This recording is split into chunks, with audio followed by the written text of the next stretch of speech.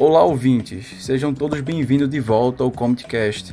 Eu sou Severo Abreu e nesse episódio de hoje vamos falar um pouco sobre o futuro da engenharia de software e com a gente um convidado muito especial, Erailson Galdino, engenheiro de software e atual coordenador do curso de engenharia de software da Universidade de Pernambuco. Seja muito bem-vindo, professor Erailson. Obrigado, Severo. Olá, pessoal. Bom, gente, para começar aqui a nossa roda de perguntas, cada participante aqui que está atualmente comigo seria Murilo, Maria Clara, João Pedro. Eles iriam fazer uma pergunta para o professor e ele iria responder em seguida. Pode começar, Murilo. Bom, boa tarde, professor. Bom, é o seguinte, eu gostaria de fazer essa pergunta, eu achei ela bem interessante, eu gostaria de saber quais são as áreas que estão mais em alta, assim, tanto no mercado quanto por interesse do pessoal em relação à engenharia de software hoje. Massa. Veja, atualmente a gente vive a seção dos dados, certo? Então, cada vez mais vem aumentando o volume de dados, a gente todo dia produz bastante dados nas redes sociais, enfim. E aí as principais áreas hoje da engenharia de software, elas estão relacionadas também com essa questão do aumento dos dados, certo? Por exemplo, inteligência artificial, que é uma das áreas onde o engenheiro de software pode atuar. E aí, no caso de inteligência artificial, como é que a gente consegue construir modelos para fazer agrupamento desses dados, para fazer classificação. Quem tem uma expertise mais de organização ali de pipeline pode trabalhar na área que a gente chama de engenheiro de machine learning, certo? Onde o engenheiro de machine learning ele vai pegar o modelo que o cientista de dados fez e colocar esse modelo em produção. Então, para essa característica principalmente, a pessoa precisa ter um forte conhecimento na área de engenharia de dados, não apenas na área de inteligência artificial, não apenas na área de ciência de dados, mas também na área de engenharia de dados e engenharia de software. Por quê? Porque eu vou organizar ali todo o fluxo dos dados e também o fluxo do meu sistema, certo? Toda essa parte que a gente chama de pipeline. Além disso, uma outra área também é em relação à segurança. Se a gente está produzindo bastante dados, a gente precisa garantir que esses dados eles estão seguros. Então, uma outra área, essa área que envolve a cibersegurança, é uma área que também está bem quente, certo? Não é minha expertise, não é uma área que eu tenha bastante conhecimento sobre isso, mas eu vejo o aumento de vagas e o tema está sendo bastante discutido recentemente. E um outro ponto é que esses dados eles precisam estarem armazenados em algum lugar. E esse lugar geralmente é em algum sistema de nuvem. Então, profissionais que têm esse conhecimento de cloud computing, ou seja, de computação em nuvem, eles também são profissionais que estão sendo bastante procurados, certo? Então, de uma forma resumida, a gente tem 3 grandes áreas hoje. E essas áreas elas estão diretamente relacionadas com a questão dos dados. A primeira área, a área de inteligência artificial, a segunda área, a área de cibersegurança e a terceira área, que é essa área de cloud computing, certo? Então, já deixo aí a dica, se quiserem ir para uma área quente, deixar a recomendação dessa. Entendi, muito obrigado. Pode falar a tua pergunta, Clara. Então, professor, como é que o senhor veria o mercado, assim, para os recém-formados? Alguma dica, tendências futuras, no geral mesmo? Massa. Veja, eu fico, Renato, pessoal, aqui eu fico um pouco indignado quando a gente forma ali um profissional que passou 4 anos estudando e ele vai competir para uma vaga de júnior, certo? Essa é a minha visão. Eu acho que, na verdade, a gente deveria competir, quem acabou de sair ali deveria competir para uma vaga de pleno. Por quê? Porque passou já ali 4 anos estudando sobre um determinado tema e a gente espera que tenha aprendido, que tenha desenvolvido bastante coisa, que tenha se envolvido em vários projetos, para que, quem sabe, já tenha uma experiência para que já vá ali buscar uma vaga de pleno. Então, hoje, eu vejo que, assim, a vaga de júnior, tipo, estou saindo da graduação, não tenho experiência, vou para júnior, vou tentar uma vaga de júnior, eu acho que é uma vaga que talvez ela esteja com um número mais reduzido de oportunidades do que a própria vaga de pleno.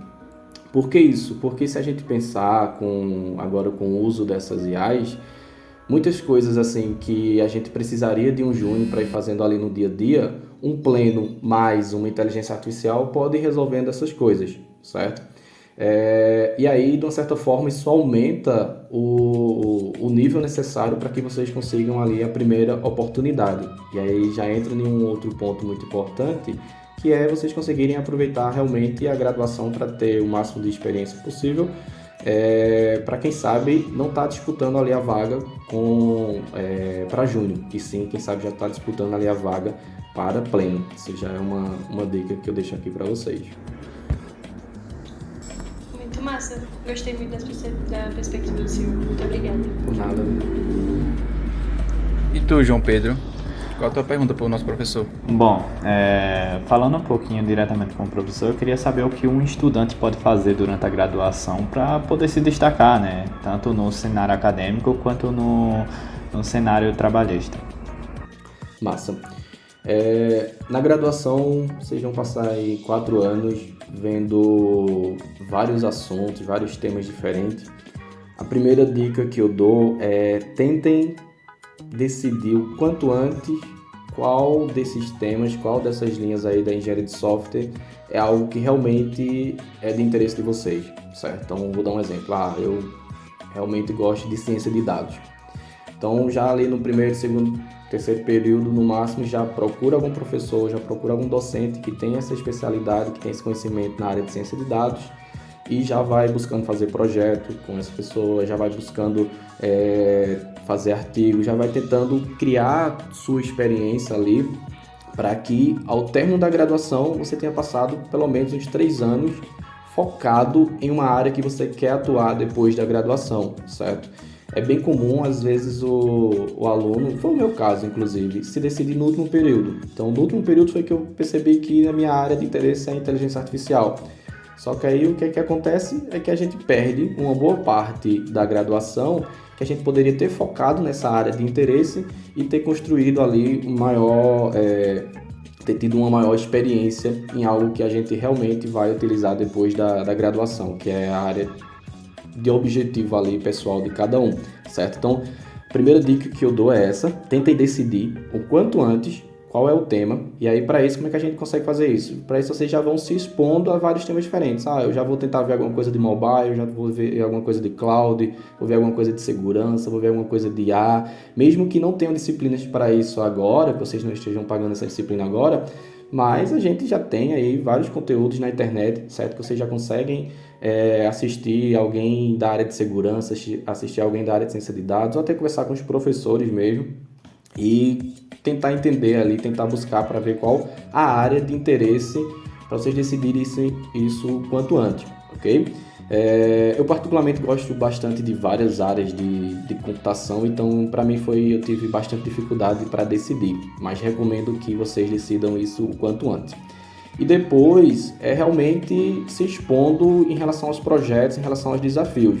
Não fiquem só nas atividades das disciplinas, certo? As atividades das disciplinas elas são bem importantes, mas vocês precisam procurar desafios, vocês precisam procurar coisas que realmente tirem vocês da zona de conforto na perspectiva de conhecimento, certo?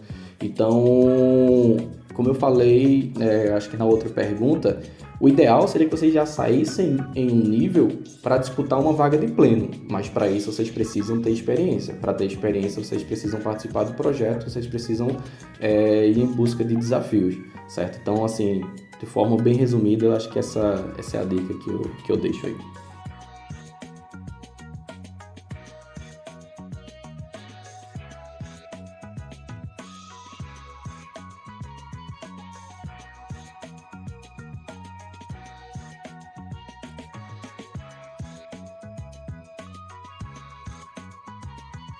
Como todo mundo já introduziu a pergunta aqui, eu vou introduzir a seguinte aqui.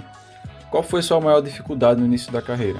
E a maior dificuldade é o seguinte: quando a gente está começando, a gente tem bastante energia e tal, mas também uma coisa que tem em excesso é a falta de confiança naquilo que a gente está fazendo, certo? Quem está aí na sua primeira experiência no mercado, acredito que pode estar se identificando, Mas chega uma task, a gente vai começar a desenvolver aquela task ali, criar a solução, só que a gente fica pensando, caramba, tá certo? Não tá? E aí, gostaria de dizer assim que isso é normal, tipo, eu passei por isso, vários outros colegas também já passaram por isso, que isso é normal. E o que é importante é que você, primeiro, que tenha a humildade, que você está começando, então não ache que você já sabe daquele framework mais do que uma pessoa que está há 10 anos trabalhando na área, certo? Então sempre tenha a humildade de ter essa consciência em relação ao que você sabe e buscar sempre ajuda e ser bem transparente. Porque às vezes a gente fica pensando, caramba, eu não posso mostrar para o meu líder técnico que eu não sei resolver essa task. Não, na verdade você deve sim dizer, ó, estou tendo dificuldade de resolver essa task, eu acredito que a solução é por aqui, gostaria de validar com você se é por aqui mesmo. Porque uma pessoa, se aquela pessoa ali está na liderança, é uma pessoa que ela está lá para lhe ajudar e não para ficar ali avaliando se você está fazendo tudo certo ou está errado. Não, é uma pessoa que está ali para lhe ajudar. Então, assim que vocês conseguirem a primeira oportunidade, bater essa, que a gente também chama de síndrome do impostor, que é tipo, o que é que eu estou fazendo aqui, porque me escolheram, se eu não sei de nada, enfim, isso é bem comum na nossa área. Mas aí o importante é primeiro ter humildade, realmente ter a noção de tipo, estou começando agora, eu realmente não sou um gênio e não sei de tudo. E segundo, procurar pessoas que estão ali com um nível de senioridade maior do que a de vocês, para que essas pessoas possam lhe ajudar e até validar se você está fazendo as coisas como esperado ou não, ok? Ok. Muito obrigado, professor. Eu tenho mais uma pergunta aqui que eu acredito que seja uma pergunta de todos os meus outros amigos, que seria a seguinte: se tu pudesse dar um conselho para quem está cursando engenharia de software, qual seria? Um conselho, certo. Isso.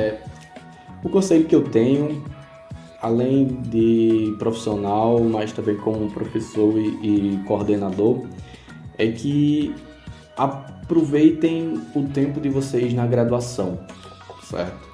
O que isso quer dizer? Quando a gente sai de casa e vai para a graduação, e tem uma pessoa, vai para o curso, vai lá para a faculdade, e tem uma pessoa que está ali na frente compartilhando conhecimento, aproveitem esse tempo para aprender. Não deixem que, por exemplo, eu estou aqui na sala de aula vim para essa aula, vamos dizer que seja aula de inteligência artificial. Vim aqui para a aula do professor Ailson, assistir a aula de inteligência artificial, mas estou com a cabeça em outro lugar, estou fazendo outra coisa, então meio que você está perdendo aquele momento. E o nosso tempo, acredito que todos já têm noção disso, nosso tempo é bem valioso, certo? Então se eu sair de casa, por que eu vou passar 2 horas, 3 horas fazendo outra coisa que não aproveitando aquele momento ali onde tem uma pessoa compartilhando conhecimento com os demais, certo? Então é uma coisa que eu observo bastante assim nos alunos e que isso tem impactado bastante também a evolução de vocês no decorrer do curso, que às vezes não dá foco àquele momento, àquela situação ali que vocês poderiam aprender bem mais do que vocês já vêm aprendendo hoje, certo? Então eu acho que esse é um primeiro ponto, estar mais presente na sala de aula. E o segundo é vocês terem uma interação maior com os professores, certo? Então o professor que está ali, todo professor do nosso curso, eles estão focado em aumentar o nível de qualidade ali de vocês, certo? Para que vocês realmente sejam profissionais de altíssima qualidade. Então, usem essa oportunidade ali para conversar com os professores, tirarem dúvidas, mesmo que não seja da disciplina ainda especificamente. Por exemplo, eu sou professor de A e vocês ainda não têm a disciplina de A, mas se vocês já têm interesse na área de A, já podem conversar comigo em qualquer momento em relação a esse tema. E não só comigo, mas com qualquer outro professor em relação a qualquer outro tema, de acordo com a expertise de cada professor, certo? Então, interajam mais com os professores, pergunte para eles quais são os temas de pesquisa, pergunte para eles quais são os projetos que eles estão envolvidos, perguntem se tem a possibilidade de vocês estarem atuando em algum desses projetos, porque é muito importante que vocês tenham essa maior interação também com os professores, ok? Ok. Professor, eu tenho a certeza que nós vamos levar isso aí, tá? A fundo, os conselhos que você nos deu. São dicas muito valiosas para quem está realmente cursando aí engenharia de software na UPE. E se falar que a UPE é maravilhosa, né? Ela nos acolheu, você também nos acolheu quando nós chegamos lá naquela semana de onboard. Então, acredito que todo mundo aqui, todos os participantes aqui e meus colegas de turma ficam muito feliz com o carinho que tu tem por nós como estudante. Agradeço, Felipe. Bom, professor, era isso. Muito obrigado pela participação e pelas contribuições. E a você que nos acompanhou nessa jornada, nosso sincero agradecimento. Que esse podcast te ajude a entender melhor o curso e inspire o seu futuro. Até a próxima, gente.